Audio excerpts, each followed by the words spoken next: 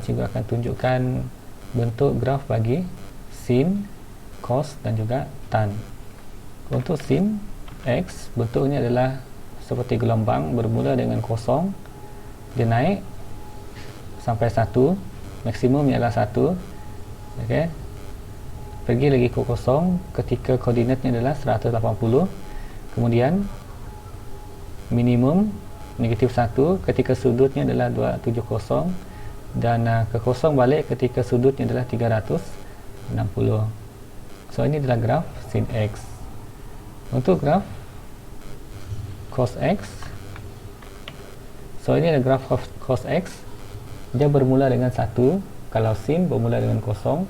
So untuk cos X bermula dengan 1, kemudian dia akan memotong paksi X ketika sudutnya 90 darjah,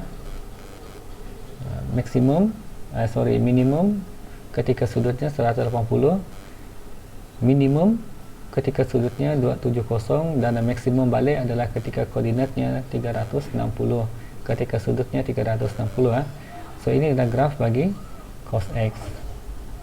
Untuk graf tan X, so graf tan X adalah sebegini ya. Okay. Dia akan naik tetapi dia tidak akan sentuh 90 darjah.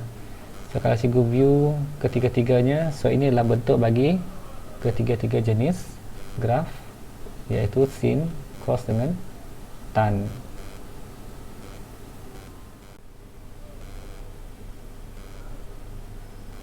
So di sini cikgu akan tunjukkan bentuk bagi graf sin X kalau kita plotkannya berdasarkan full text. So X sudutnya adalah, kemudian sin X. Okey, cikgu nak ubah warnanya di sini. Okay, cikgu nak pakai warna merah. So sudutnya adalah kosong, bermula dengan kosong. Boleh nampak dia punya titiknya di sana berubah. Titik di sini kalau kosong, X kosong, sin X pun kosong. Okey, cikgu ubah dia punya ketebalan dia jadi 15 ataupun 12, okey, supaya nampak lebih sikit. Kalau kosong, cikgu naikkan jadi 15, 30. Boleh nampak di situ titik ini adalah inilah titik yang diplotkannya sampai 360. So bentuk bagi graf sin X kalau berdasarkan titik yang diplot adalah seperti bentuk gelombang yang bermula dengan kosong. Okey, maksimum adalah 1, maksimum adalah 1 dan dia akan naik sampai 1. Okey, cikgu boleh zoomkannya di sini untuk kamu orang boleh tengok dengan lebih jelas.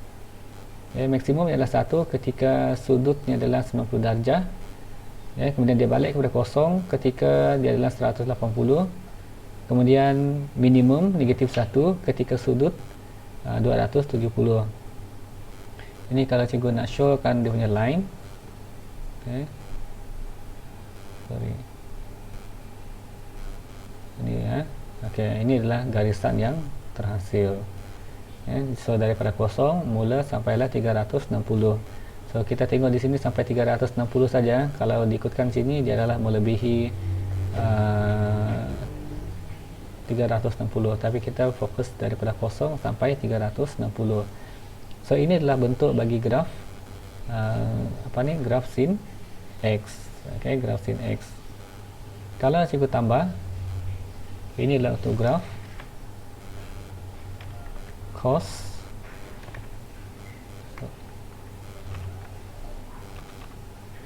X. So sudutnya sama, mula dengan kosong. So titiknya adalah pada sini bermula dari situ. Cikgu tambahkan saiz ini jadi 12. Okey, so mula dengan kosong, kemudian 15. Boleh nampak titiknya di situ.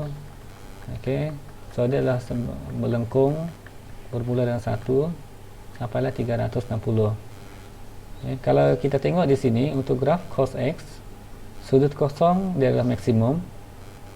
Kena take note di situ. Bila sudut kosong dia adalah maksimum, dia adalah minimum ketika 90 darjah. Dia terbalik dengan sin. Kalau sin 90 dia adalah sama dengan 1. Kalau cos dia adalah sama dengan kosong. Minimum lagi balik ketika dia adalah 180, dan juga 270 dia adalah minimum, dan maksimum balik ketika dia adalah 1. So So ini adalah graf bagi cos X ya. Kalau kita sambungkan dengan dia punya line,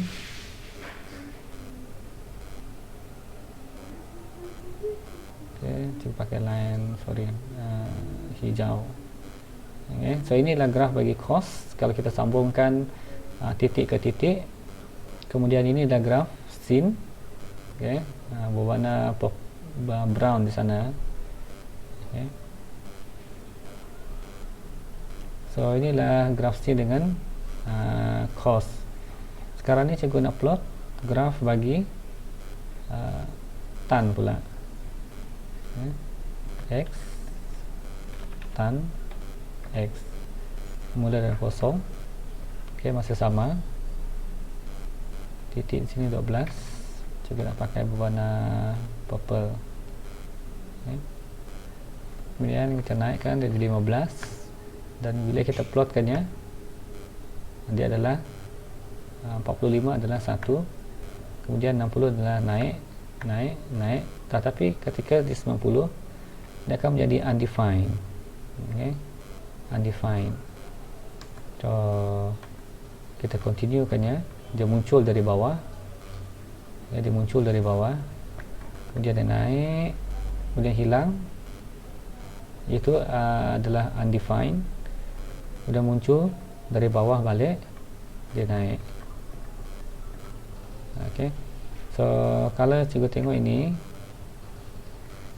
dia sampai 360 So kalau cikgu tengok ini, kalau kita tengok garisan dia,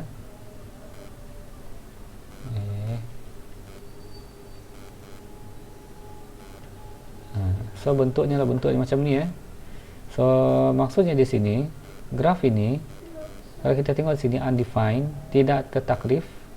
Kalau kamu orang tekan kalkulator tan 90, dia akan jadi match error. Maksudnya di sini untuk graf tan, dia tidak akan sentuh sudut 90 darjah ni, dia akan naik sampai infinity. Sama juga ketika sudutnya adalah 270. So inilah bentuk graf tan X. Cikgu munculkan balik cos X, munculkan balik sin X. So inilah bezanya, beza bagi ketiga-tiga jenis graf. Untuk yang seterusnya, Y sama dengan A sin BX tambah C. Huruf A di sini adalah mewakili tinggi gelombang, iaitu amplitude. B adalah mewakili tempoh, ataupun dengan kata mudahnya mewakili kekurusan ataupun besar graf tersebut. Kalau nombor semakin besar, maka makin kuruslah graf tersebut. Dan C adalah mewakili dari mana graf itu bermula. Kita tengok contoh.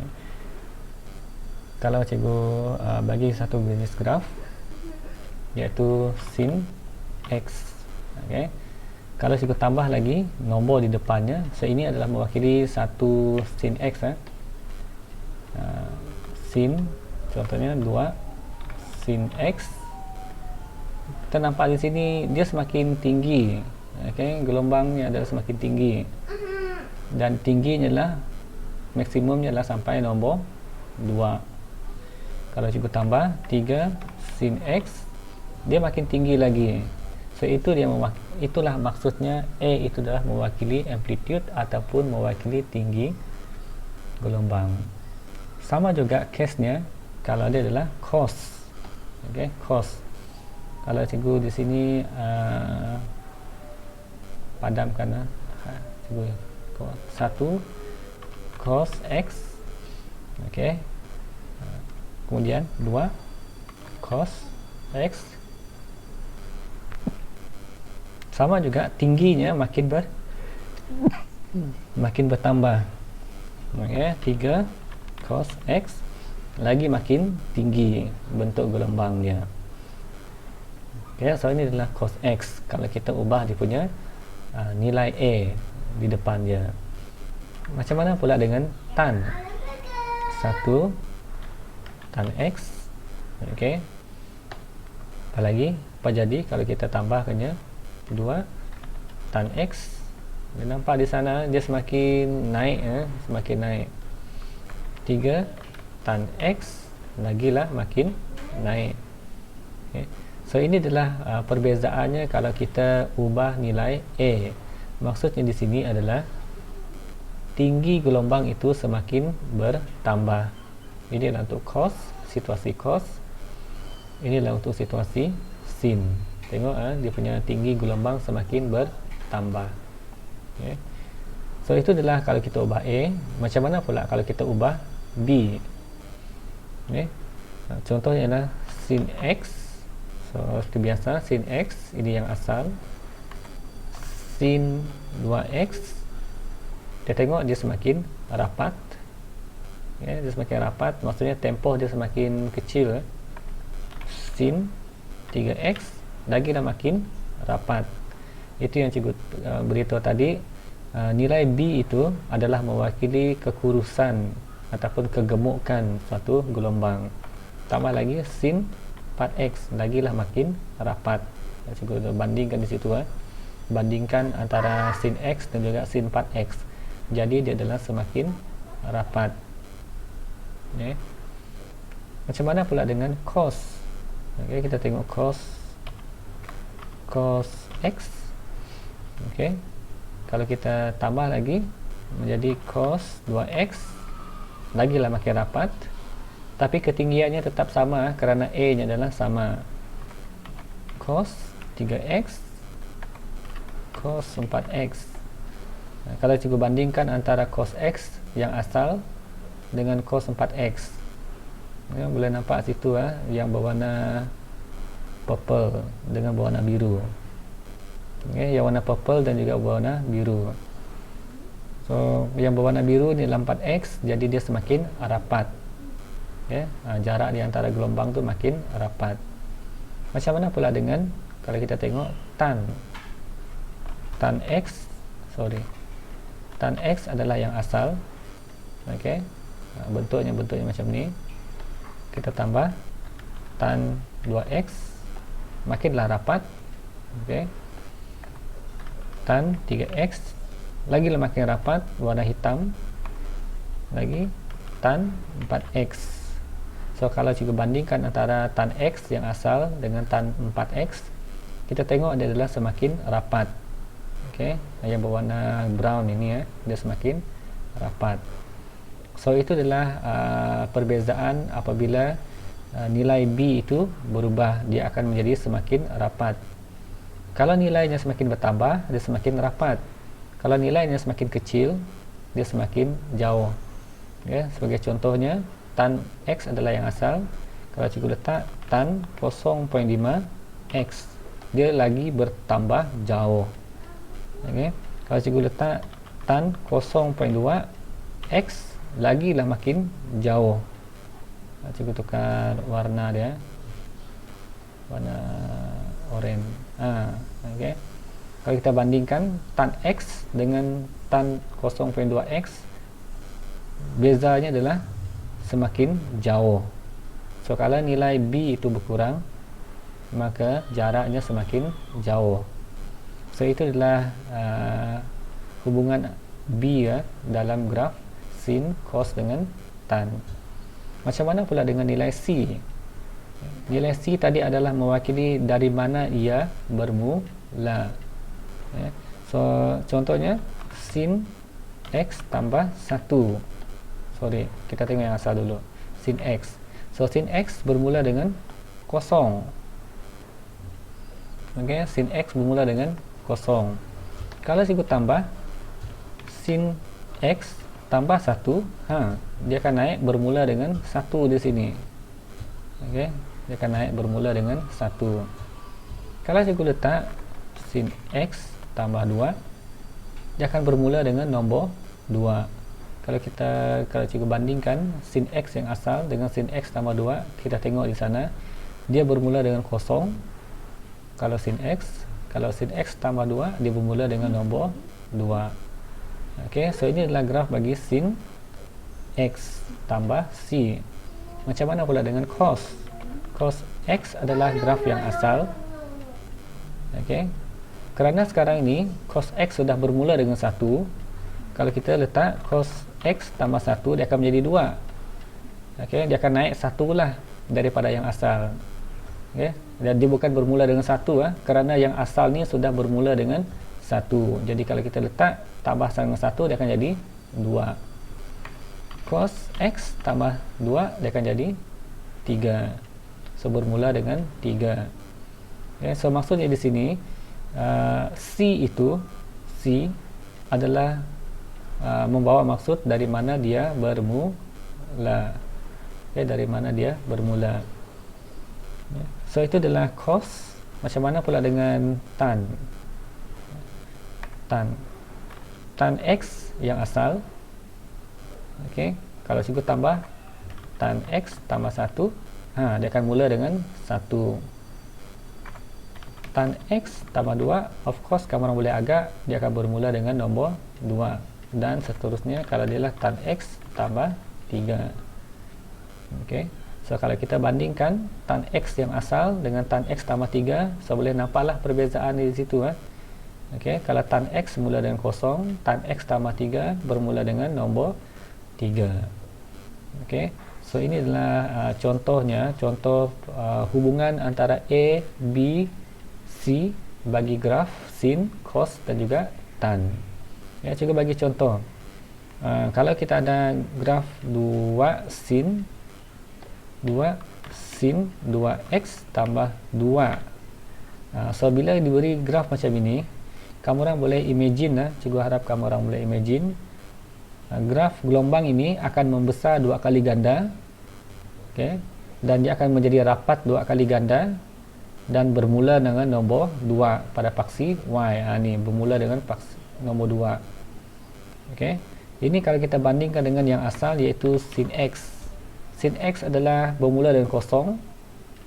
Okey, bila ada tambah 2 di belakangnya ini, maksudnya dia akan bermula dengan nombor 2. Okey, kemudian apa lagi? Dia bermula dengan 2. 2 ni maksudnya gelombang ini adalah 2 kali ganda. Kalau kita tengok yang asal, yang warna hitam ini, dia adalah 1 saja ketinggiannya. Untuk yang warna purple ini, dia adalah 2. Daripada kita tengok dia punya ketinggian gelombang ni adalah 2, 3, 4. So dia adalah 2 ketinggiannya. Kalau cikgu padamkan ini, kamu boleh nampaklah. So maksudnya 2 ini mewakili 2 kali ganda. Bukan, maksudnya 2 ini adalah mewakili dia adalah rapat 2 kali ganda. Maksudnya untuk graf sin X, dia mengambil sampai 360 untuk menjadi satu kitaran yang lengkap. Maksud cikgu satu kitaran yang lengkap, naik turun adalah satu kitaran yang lengkap sebelum dia naik balik. So dia mengambil sudut 360 untuk jadi satu kitaran yang lengkap. Tetapi untuk graf 2 sin 2x, kerana dia adalah semakin rapat, semakin rapat, cikgu delete ini sin, dia mengambil sudut sehingga 180 untuk melengkapkan satu kitaran, naik turun 180. Maksudnya dia adalah 2 kali ganda menjadi rapat. Okay, itu adalah perbezaan dia.